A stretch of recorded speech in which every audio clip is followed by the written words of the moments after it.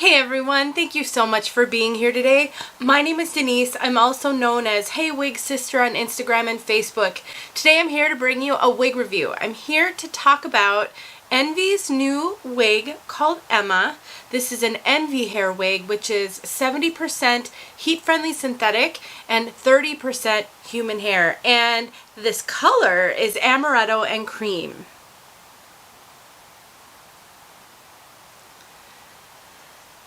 I am thrilled to be able to bring you this wig for a variety of reasons, not the least of which is I think there's a lot of curiosity about these synthetic human hair blends.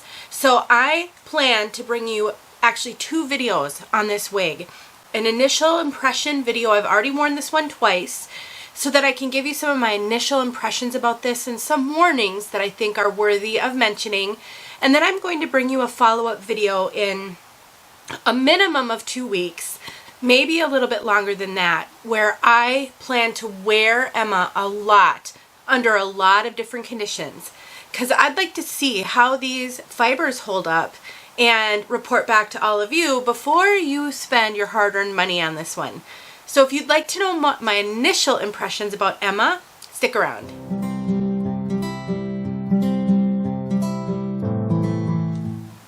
All right, I would like to thank one of our wig sisters from the bottom of my heart for her generosity in donating Emma to my channel.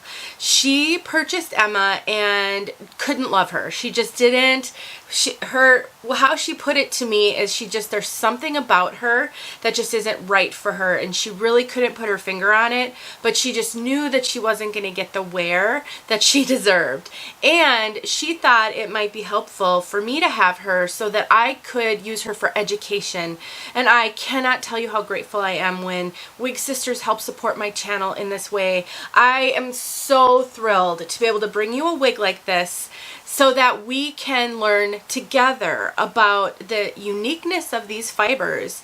And because of her generosity, I can put in the time and effort to learn more about them and bring you all of that. So I don't have to spend all my hard-earned money on this wig, but I am willing to spend my hard-earned time bringing you information. So when Wig Sisters partner with me, it's a blessing from God, and I think it just is another example of how we are building this community together. I may be making these videos, but I have so much support behind the scenes, and I am so grateful for that. So I needed to get that out there because there's lots of thanks you usually do in the making of these videos. All right, let's talk about Emma. So I have seen quite a few reviews of Emma already out there. So Emma's making the rounds with the wig reviewers. I've seen Beautiful You Wigs, my friend Lisa, she has reviewed her. Taz has reviewed her. I think I saw 2 or 3 other reviews as well. So if you're trying to find information on Emma, there's quite a few videos out there already, and so that should be really helpful to you. Where I would like to be a little unique is I would like to bring you a follow-up review on Emma after wearing her for quite some time, because I really think it's one thing to learn about the initial impressions, but you know, if you're going to spend your money on something, you're going to want it to last. And I just don't really find a lot of information out there about these Envy fibers and how well they hold up over time. And so that is going to be a part of this whole process here. So let's take a look at Emma from all sides, and then I'm going to share some of my impressions.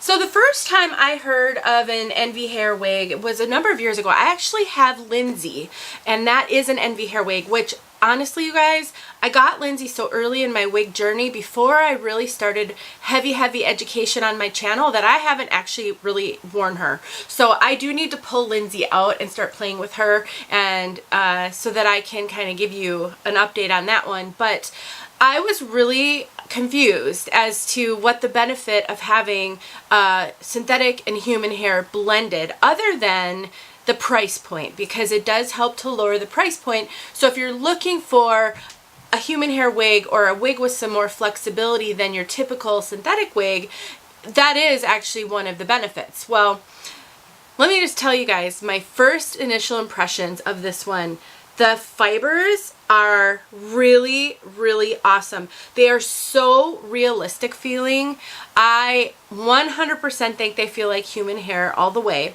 I don't get like a synthetic feel from them at all. And I also don't get a heat-friendly synthetic feel from them. So if you have any experience at all with heat-friendly synthetic, then you know what I mean when I talk about there's a specific feel that some heat-friendly synthetic wigs have, especially Raquel Welch wigs. This one doesn't have that. It doesn't have that sort of waxy coated feel that wigs can have. I would say that these fibers are a little bit on the drier side of things. Not dry like doll hair or straw or any of those kinds of things, but realistic. So they're not so incredibly silky and shiny that they seem a little bit fake. And that is one of the complaints that I see from wig wearers, especially new wig wearers, before you start to get your feet under you with this experience, is how sometimes wigs can like look wiggy, if you know what I mean. And with regular synthetic, some of the enemies of regular synthetic are actually artificial lighting. So you might notice that if you have your picture taken, if somebody actually takes your picture, for some reason it doesn't quite show up the same way in a selfie. And you look at that picture, you think, oh my gosh, that wig looks so wiggy on me. Even I have that experience when I see myself in pictures with certain wigs. I think what it is regular synthetic fibers, if you're in an kind of an overhead lighting environment, they reflect the light differently. I'm not certain that it's something that can be seen with the naked eye, but for some reason cameras pick that up. These fibers, because number one, heat-friendly synthetic is a lot less shiny just to begin with, and because of that blending with human hair, you really don't get that fake shine that synthetic hair can give you, especially with certain overhead lighting. So benefit number one is how realistic these fibers look and feel. They really, really do. This is a good dense wig, a good amount of density. I think this wig has a lot of hair. There isn't permatease, like heavy pillowy permatease that's giving you a lot of volume. What you're getting from this is a lot of hair. So if you're looking for a light density piece, I don't think this is the right one for you. This really is not light density. I would say it's moderate to thick density. It is not unrealistic in any way.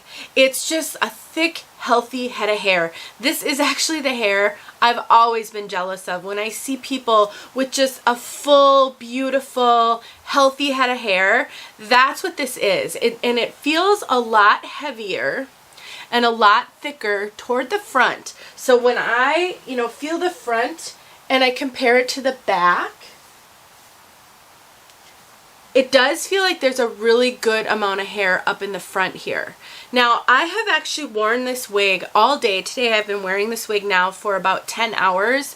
I was at a wrestling meet for my son. He was at a tournament, and we were there for like 5 hours, and we went out to lunch, and we've been running around, and I came home and decided I needed to film this video because I want to do some things to this wig, and I wanted to be able to film my video before I do too much to it. And so I touched up my makeup, and I decided to just talk about her with you guys. So I'd say my number one caution about this one as far as density goes is it is a thicker density, but it's super comfortable, and I am not overwhelmed by this. And I do get overwhelmed by this is about the length that I can go to in a wig. To me, this is borderline long. I like shorter bobs typically.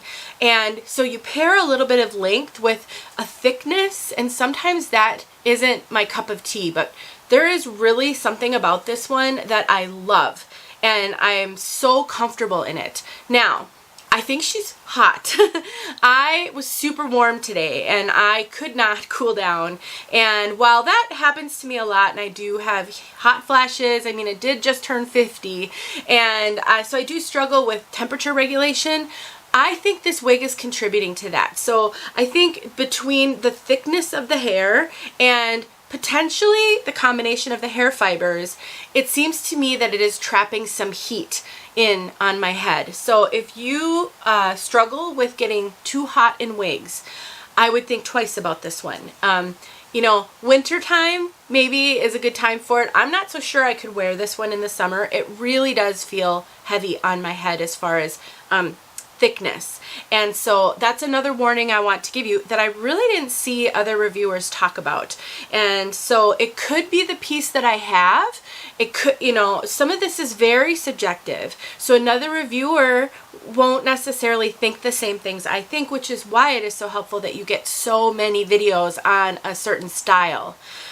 Something else that I want to warn you guys about is the lace front on this. So I am going to take her off and I'm going to show you the cap, but I am going to show you the lace front right here. I cut my lace. So there you can see it scalloped. And there is the knotting, which is pretty visible actually for this super dark color. So I'll talk a little bit more about that as well.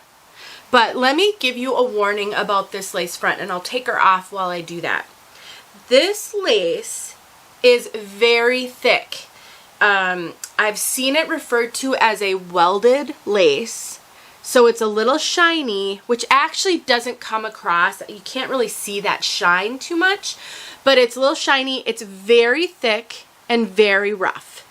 This lace is going to be durable, in my opinion, because it's thick. It's not a fragile, thin lace that will runs the risk of fraying a lot, which is awesome. But the flip side of that is I found it to be very visible on my head. I would have preferred to do this video before cutting the lace for you guys, and I really couldn't get away with it. Because of the thickness of it, how substantial it is, when I adhered it to my head, you could absolutely 100% see the line of demarcation for where the lace was pressing into my skin. It was very, very obvious to me. Now, I took a pinking shears to it and I just trimmed it a tiny bit, and that completely took care of that issue. So I don't want you to be afraid of wigs that may not have the perfect lace for the front, especially if you plan to wear your hair in updos or pulled up off your face. Trimming the lace is an absolute viable solution for a wig wearer, something I think every wig wearer should get comfortable with. If you're going to wear wigs as your everyday, all day thing, then you're going to probably come across wigs where you're going to need to trim that lace for one reason or another. And trimming it completely took care of the issue, 100%. So was super easy to do. I have a Tip Tuesday where I show you how to trim the lace, so please go check out my Tip Tuesday. I do it on video for you and I walk you through it. Now, I recommend in a wig like this that is going to leave a line of demarcation, if you adhere it with its stays or something, I do recommend using a pinking shears like I did. And the reason is because with that uneven edge, you don't have to worry about any obvious line. Even in a trimmed wig, you could potentially get a little bit of an obvious line because you do leave a little bit of lace there in front of the hairline. And so the pinking shears took care of that perfectly. Now this one has, you know, the ear tabs with soft velvety material over them, an extended nape, Velcro adjusters. I do have her all the way out. My circumference is 22 inches. This runs average to just slightly small.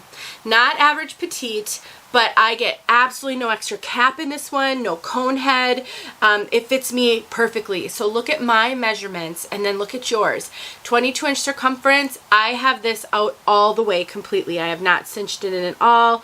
And so I definitely think 22 and a quarter is sort of where the sweet spot is for this one, if as far as the biggest that you could be. 22 and a quarter might make it a little snug. And then I'm pretty petite over the top of my head, so I really wouldn't recommend this for an average large cap size. So again, compare your measurements. It has the parting here, which is actually a really generous area of parting, which gives you some flexibility on how you part, but it's actually super densely knotted. You can't really see that part line. And so I plan to pluck the part and use makeup to make it look more realistic and to disguise some of the knots. So one of the next things I'm going to do is I'm going to put a little makeup on this one. I'm going to pluck the part line a little, and then I'm going to put some makeup on here and then disguise those knots because they are somewhat obvious. So and that's an easy fix. So I'll do that on video and show you guys how I do that. And so if I'm just gonna wear her like this, down like this, just like she comes, I really don't feel the need to disguise the knots if I'm gonna wear her down. But if I wanted to do any styling, if I wanted to wear her up at all, I really think I would want to disguise those knots just a little bit because they are kind of obvious. The lace goes from about here to here, so it's not an extended lace front, which gives you a little bit less flexibility when it comes to styling. If you're going to be pulling the wig up off of your head in the front, you're not going to be able to do it as far down because you'll be able to see. You can see where that transition is.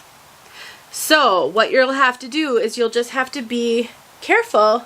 Pull a little bit of that hair forward on both sides, just find where that transition line is, and then keep some of the hair down. And then that should be still enough so that you can do some off the face styling. She actually lays really great and does stay off the face really well. Let me brush her out for you guys. Now normally I use a wide tooth comb on my wigs. I rarely use a brush. But on this one, these fibers are so awesome, and I really like the way a brush smooths them out. I've noticed it looks really polished and lovely when you take a brush to it. So, and I have not had any issues with tangling. So these fibers are not getting super tangled. They comb out and brush out so great. I do find that as I'm wearing it throughout the day, these curls start to get a little bit more separated. They clump up a little bit, but not in like a wiggy way. It's more of just, you know, you put some big curls in your hair and they just keep wanting to attract each other. And so I do find that when I'm wearing it, I want to comb it out multiple times a day just to re-separate out these curls. It is a wavy piece, so she comes with big barrel waves. So it's like you took a big, like an inch to an inch and a half curling iron and you put some spiral waves in it and then you softened them by combing them out. That's the kind of wave pattern this has. I actually find there to be a bit of a discrepancy between the wave pattern on the front and the wave pattern on the back. And again, that could just be my piece. It's really difficult to say whether or not every single piece will be like that. It holds the wave great though. I mean, I have worn this now 2 days for many hours each day, and I have combed it out and brushed it out many times, and it does hold that wave really beautifully. So another thing I'm going to do in my follow-up video for you guys is I will wash her and see how does this manage with being washed with the waves. Because of the human hair, you know, I'm trying to think, is it going to hold all of the wave? Because it does have 30% human hair. It's supposed to hold the style. I'm also going to, I may try to take just a little bit of heat to it and see how well you can put curl into it in case you wanted to curl it a little bit more. How well does it respond? I personally struggle to put curl in heat-friendly wigs. I've been doing a lot of practicing and I'm terrible at it. So I want to be careful because I do like this wig. I don't want to ruin it, but I will practice all of that. So in my follow-up video, I will come back and I will show you a kind of give you the update on how she's worn over time, how has she washed, what is styling her like, all of that. Yet to come in this video though, I will, I'm just trying to think. I'm thinking on the fly, you guys. I think what I'm going to do is I'm going to do a little plucking and put a little makeup on the front. And I'll put that on the end of the video, sort of like a little Tip Tuesday, just so that you can see how this wig responds to that and if it does help with some of that dark knotting, in case you're someone who would wear a darker color. I am going to do a separate color spotlight on this color because I'd like to try to get my hands on another wig, a synthetic, in this color. I have heard that there's some discrepancy between how this color Amaretto and Cream comes across on this wig compared to regular synthetic. I want to be able to show that to you guys on video. So I'm not going to really spend time on the color. I will do a separate color spotlight and bring that to you and do that comparison. Just suffice it to say, this is a very dark brunette. The brunette on this one is a 4. It's got to be a 4. It's very, very dark. And then it's got like caramel, kind of caramely highlights. All right, everybody. That is it for the initial part of the review here. My initial impressions. She's beautiful. The hair really is super nice.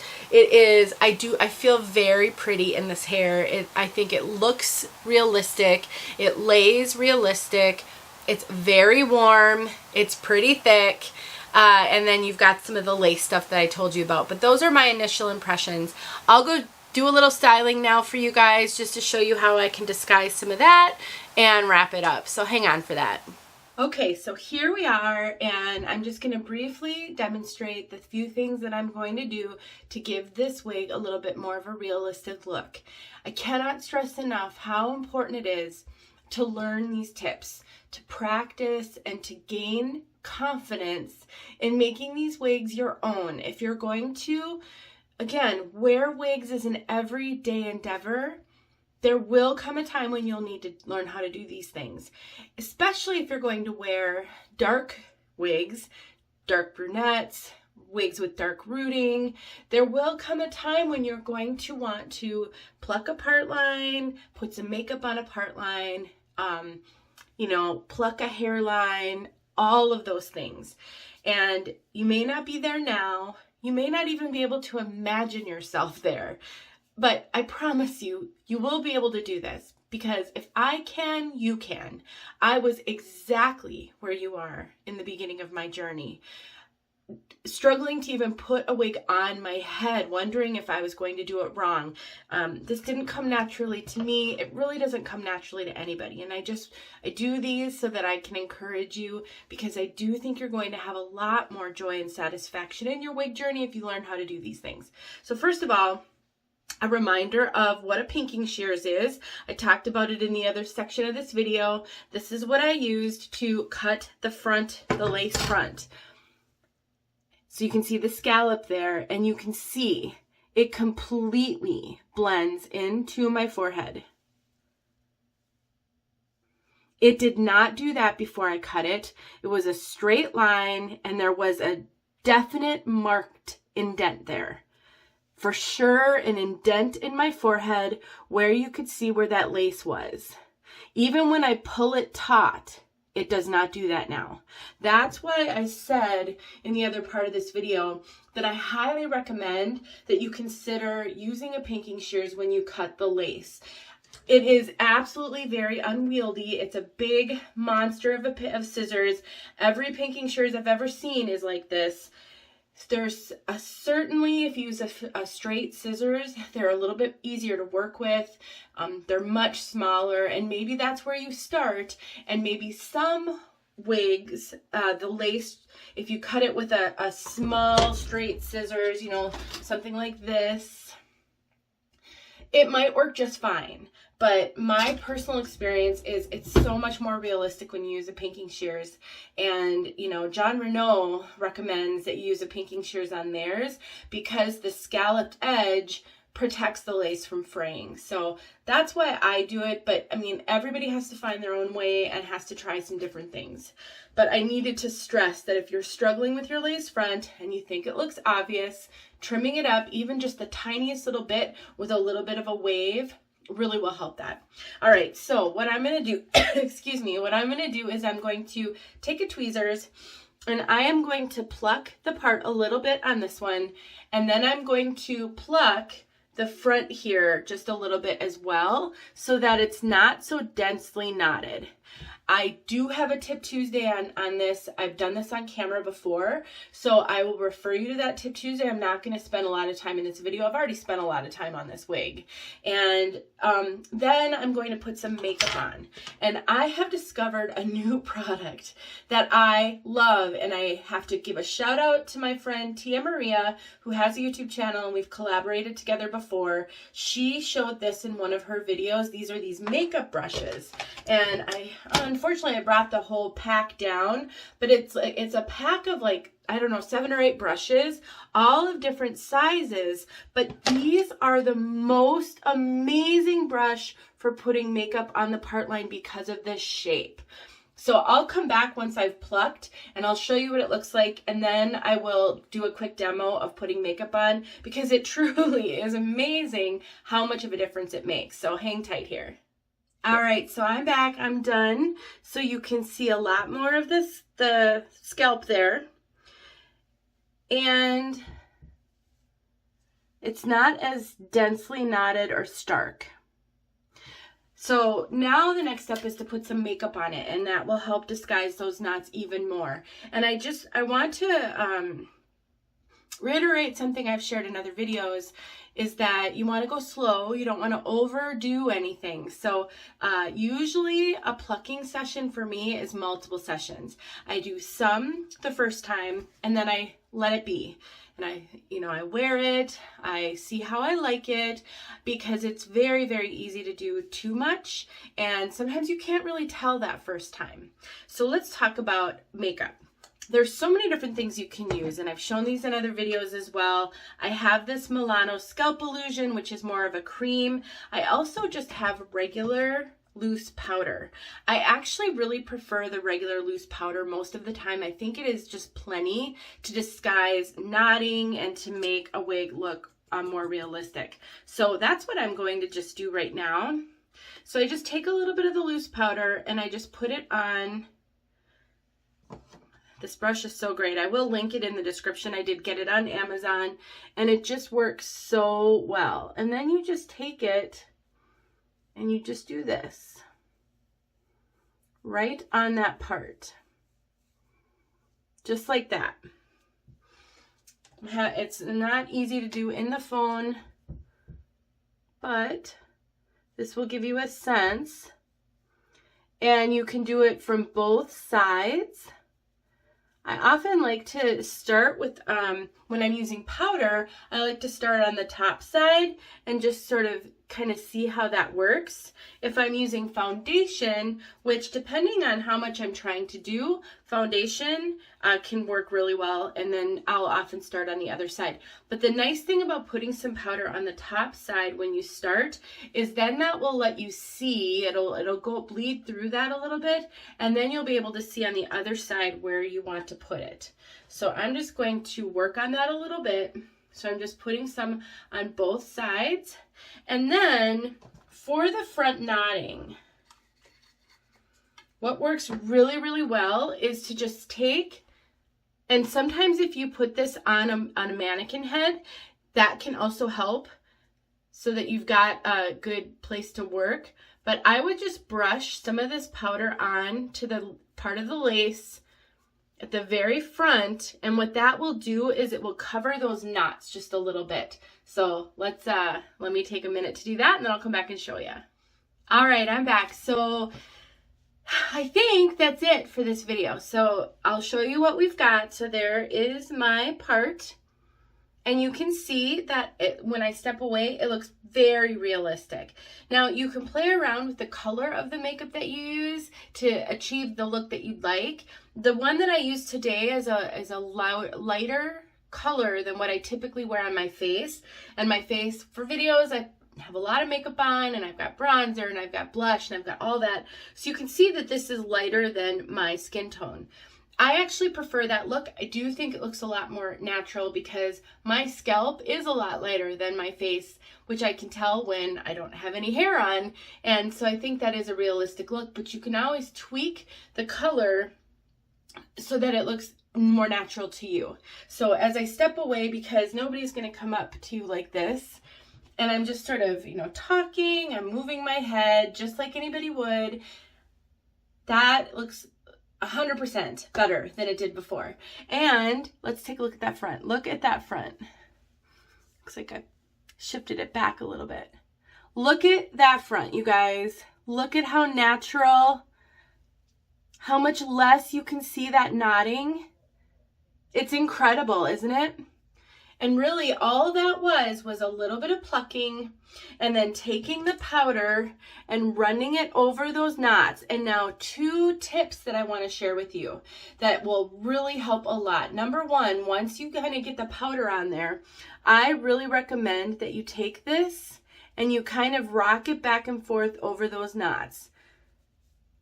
What that does is it softens up those knots a little bit and makes them, I don't know if it loosens them exactly, but it just sort of softens up those knots.